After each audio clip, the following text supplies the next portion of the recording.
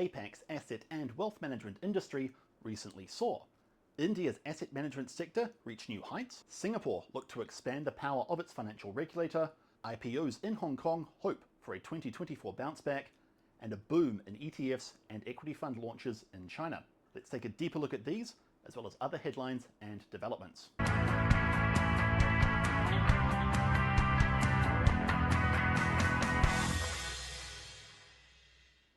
Over to Singapore.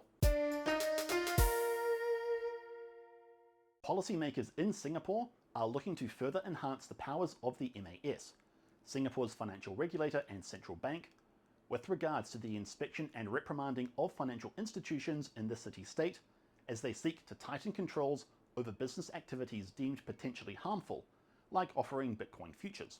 The bill, named the Financial Institutions Miscellaneous Amendments Bill 2024, would see the MAS given the power to issue written directives requiring minimum standards and safeguards that capital markets service license holders should engage in when undertaking unregulated businesses, with examples like Bitcoin futures and other payments token derivatives traded on foreign exchanges cited.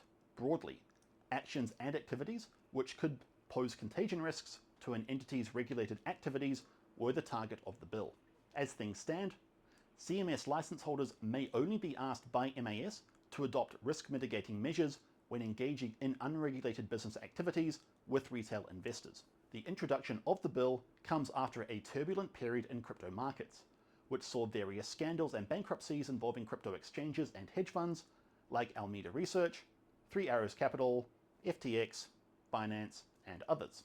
In addition to increased surveillance measures, the MAS would gain more investigative powers, enabling it to compel individuals to attend interviews and record written interviews, enter premises without a warrant, obtain court warrants to seize evidence, and transfer evidence between MAS and other named agencies. With regards to supervisory enhancements and inspection powers, MAS would gain the ability to appoint and remove key personnel, obtain effective control, appoint agents of foreign regulators and external auditors, and more. The move follows the introduction of a stablecoin framework, as well as a regulatory crackdown which severely restricted retail investor access to cryptocurrency, something which industry experts see as potentially driving investors to unregulated offshore exchanges. Next up, Lion Global Investors, a Singaporean asset manager and part of the OCBC Financial Group, has partnered with Nomura Asset Management, the wealth management arm of the Japanese financial institution, to launch Singapore's first active ETF, which also features an artificial intelligence aspect, shortly after the city-state allowed such products to list. The two fund managers state that the active ETF, defined by the SGX as being an ETF in which the investment manager makes investment decisions on the portfolio of the ETF without being subject to the set rules of an index, would provide higher returns than standard passive products at a lower price point than traditional mutual funds. Industry observers state that investors should mind how the active aspect of the fund is managed and be aware of the AI component as well. The fund will invest in 50 to 100 Japanese equities from a total universe of 1,000 listed shares on the Tokyo and Nagoya stock exchanges. The AI aspect rates each stock with a score derived from hundreds of components, while human fund managers manage the criteria. The fund launch follows an MOU signed between the two fund managers on 1 December 2023, which will see the two firms collaborate for 2 years and represents Nomura Asset Managers' first retail fund in Singapore, having exclusively served institutional investors prior.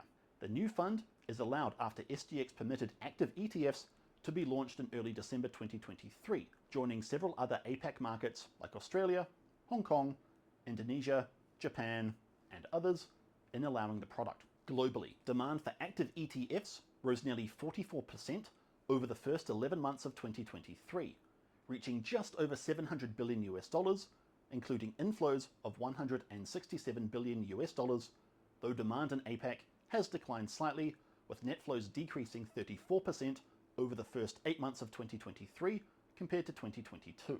As interest in Japanese equities has increased recently, the two fund managers will likely be hoping this overrides any decline in active ETF interest. On launch in late January 2024, the fund saw AUM of 37 million Singapore dollars. So, that is this episode's section on Singapore. To see the full video, Take a look in the links in the first comment, or check out our profile for this episode's other sections. Thank you all for watching. We hope to see you next time.